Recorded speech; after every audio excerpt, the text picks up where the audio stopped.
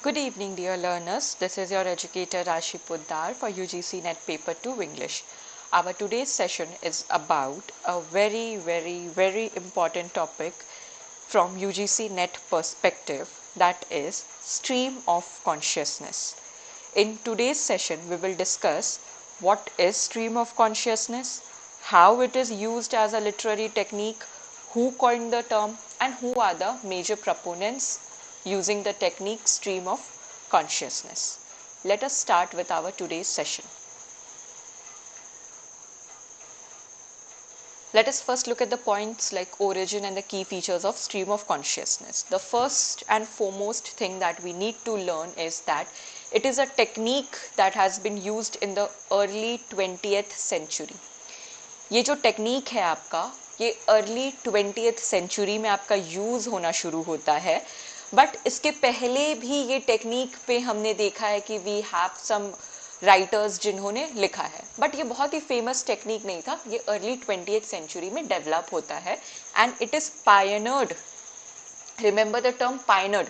It is not coined by them, but they are the greatest practitioners like Virginia Woolf, James Joyce, Dorothy Richardson. We have some writers.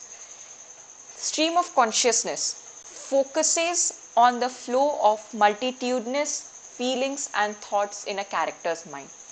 ये हमारा जो character होता है, it is not necessary that the character needs to be the protagonist, the main character. हमारे कोई भी character के mind में जो उनका thought है, मल्टीट्यूडनस थॉट का मतलब होता है कि उनका जो डे टू डे थॉट्स आ रहा है, एक टाइम पे आप मल्टीपल चीज़ों पे थिंक कर सकते हो, तो उनका वो जो फ्लो ऑफ थॉट्स है, फीलिंग्स है, उसको कैप्चर करता है stream of consciousness technique. And stream of consciousness technique is about breaking the traditional narrative structure. How it breaks the traditional narrative structure? Traditional narrative structure आपको यही कहता है कि आप कैरेक्टर के थॉट्स को नहीं बताओगे. यहाँ पे ऑर्थर अपने थॉट्स, ऑर्थर अपनी फीलिंग्स के बारे में एक स्टोरी डेवलप करता है, बट यहाँ पे हमें देखने को मिलता है कि हम कैरेक्टर के माइंड से स्टोरी के प्लॉट को आगे लेके जा रहे हैं. कैरेक्टर अपने पास्ट इवेंट्स पे रीथिंक करता है, कैरेक्टर अपने पास्ट इवेंट्स को डिस्कस करता है, और ये सारा का सारा आपका जो है it is in the form of soliloquy. वो अपने मन में सोचता है और वो चीज़ हमें पता चलती है. It is usually in the form of an interior monologue.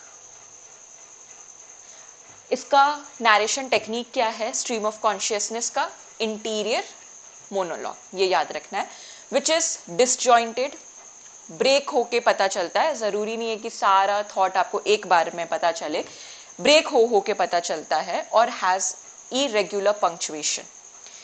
The term is credited to William James. Now this is very important point here. ये UGC नेट में मल्टीपल टाइम्स पूछा गया है, who has coined the term stream of consciousness. It was William James. बहुत सारे aspirants को मैंने इस पॉइंट पे गलती करते हुए देखा है. वो वर्जीनिया वुल्फ कर देते हैं, जेम्स जॉयस कर देते हैं, डोरोथी रिचर्डसन तो बहुत ज़्यादा कंसिडर भी नहीं करते हैं लोग. रिसेंटली लास्ट 3 साइकिल्स अगर देखें तो तीनों साइकिल्स पे से रिलेटेड क्वेश्चन है. So it was William James who coined the term in 1890 in his work The Principle of Psychology. अब ये भी पूछा गया है कि इनके कौन से वर्क में आपको देखने को मिलता है, that is Principle of Psychology.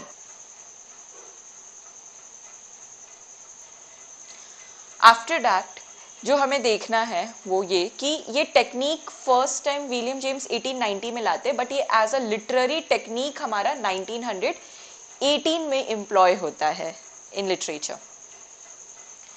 Now और थोड़ा डेप्थ में समझते हैं. एक तो ये नैरेटिव मोड है हमारा stream of consciousness.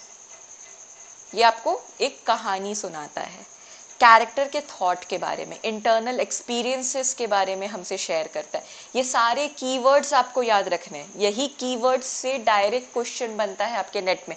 Statement based जो क्वेश्चंस आता है हमारा, they can be solved if you remember these keywords. It emphasises the flow of thoughts and feelings in often presenting them in a non linear and chaotic manner.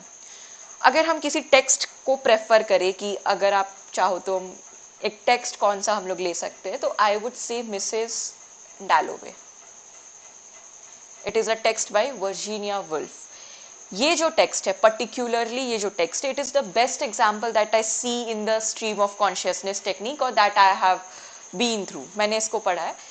ये जो आपका text है, इसमें हमारी जो कैरेक्टर है, it is a story about Clarissa डैलोवे. उसके life के बारे में हमें देखने को मिलता है. व्हेन द टेक्स्ट स्टार्ट्स, ये जो हमारा टेक्स्ट स्टार्ट होता है, क्लैरिसा जो कैरेक्टर है उसके थॉट प्रोसेस को हमें देखने को पता चलता है. व्हेन शी ओपन्स, हमारा जो टेक्स्ट है वो ऐसे शुरू होता है that when she opens the door of her house, वो जो वार्म सनलाइट उसको फील होता है, it makes her remember the childhood days of her and the place where she spend it. उसको उसकी याद दिलाता है. तो ये जो सडनली आपका थॉट का ट्रैवल हो रहा है, वो गेट खुलने के बाद जो उसको सन की वार्मनेस फील हुई and she is travelling into her past and she is thinking about a past memory, past recollection, उसको जिस तरह से टेक्स्ट में रिप्रेजेंट किया गया है, that is stream of consciousness technique. फिर ये स्टोरी आगे बढ़ती है. She goes on to the street to buy flowers for a party that she is going to host in the evening. और on the way she sees certain things जिसको देख के she remembers again few things from her past. इसीलिए वो break में आपको पता चलता है. And apart from that what happens कि उसके past life में there was a person who proposes her, they are now friends. जो propose करता है, he is in India right now and he is returning. वो उसके बारे में सोचती है that what would have happened if I have said yes to that person. ये सारी चीज़ों को वो सोचती है. वो उससे मिलती है तो उसका स्ट्रीम ऑफ कॉन्शियसनेस टेक्निक में उसके थॉट प्रोसेस को कैप्चर किया गया है. इन द सेम वे जो और भी कैरेक्टर्स है हमारे स्टोरी में, उनके भी थॉट प्रोसेस को यहाँ पे कैप्चर किया गया है. मिसेस डैलोवे में हमें दो प्रोटैगोनिस्ट देखने को मिलते हैं, parallel protagonist, Clarissa डैलोवे and Septimus Warren Smith. Septimus Warren Smith जो है वो एक वॉर वेटेरियन है. वो अभी वॉर से आया है and he is suffering from PTSD, post trauma stress disorder. वो इससे सफ़र कर रहा है, शेल शॉक से सफ़र कर रहा है. उसके भी पास्ट इवेंट्स को, थॉट को, कैरेक्टर के हमें स्ट्रीम ऑफ कॉन्शियसनेस टेक्निक से कैप्चर किया हुआ देखने को मिला है इस टेक्स्ट में. तो it simply emphasises on the flow of thoughts and feelings of a character. ये जो टर्म है आप इसको देखो, स्ट्रीम का मतलब क्या होता है? लहर कैसे बहती है? एक कंटिन्यूअस फ्लो में बहती है. आप यहाँ पे कुछ ब्लॉक करने के लिए कुछ रख दो, वो इधर से बहेगी लेकिन वो बहेगी. सेम वे में हमारे थॉट्स होते हैं और कॉन्शियस थॉट्स है ये आपके. इसीलिए उसके बाद आपको जो इसका फीचर याद रखने का ज़रूरत है इस पर्टिकुलर जॉनर के बारे में, वो ये याद रखना है कि जनरली कैरेक्टर जो है वो प्रेजेंट में होता है and that person is thinking about a matter of past, जिसपे वो रीथिंक कर रहा है. उसी थॉट प्रोसेस को यहाँ पे कैप्चर किया जाता है.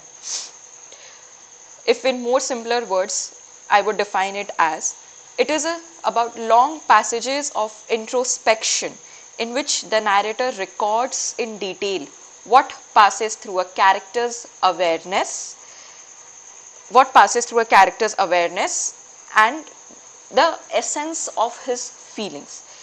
हमारे पास कुछ एग्जाम्पल्स है, लाइक सैमुअल रिचर्डसन का टेक्स्ट है. we have a text by Samuel Richardson, William James, Henry James. These are the some major writers. वही बात यहाँ पे भी लिखी हुई. आप इसमें थॉट्स को कैप्चर करते हो सबसे पहले, फिर उस पर इमोशंस की बात करते हो, रियल टाइम जो एक्सप्रेस्ड होता है आपका, किसी पास्ट इवेंट पे रियल टाइम एक्सप्रेशंस की बात हो रही है यहाँ पे.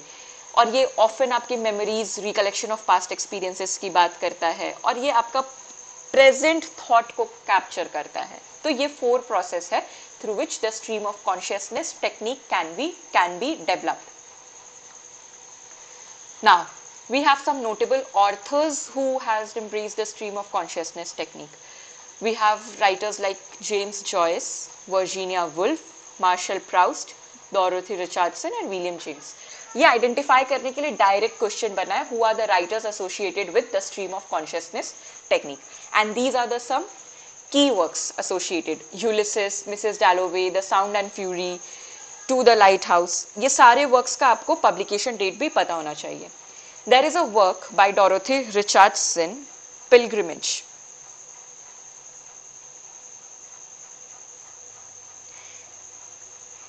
इस पर्टिकुलर वर्क में डोरोथी रिचर्डसन ने बहुत ही beautifully stream of consciousness technique को यूज किया है for the perceptions of a heroine's mind. और ये नॉवेल आपका 12 वॉल्यूम्स में आता है. आई होप ये पॉइंट आपको याद रहेगा. Now these are the some important points that you need to know about stream of consciousness technique. बहुत टफ कॉन्सेप्ट नहीं है, एकदम इजी सा कॉन्सेप्ट है. आप लिखे हुए नोट्स को एक बार पढ़ो. To get the PDF you can join my Telegram channel. The link is provided in the description. आप इस नोट्स के थ्रू एक बार जाओ and you will be able to understand it. Notes अपने सामने रखो, then hear my recordings and you will be able to understand it without any doubt. बहुत ही simple सा टॉपिक है ये हमारा. Now I would like to end my session. Have a lovely day, learners.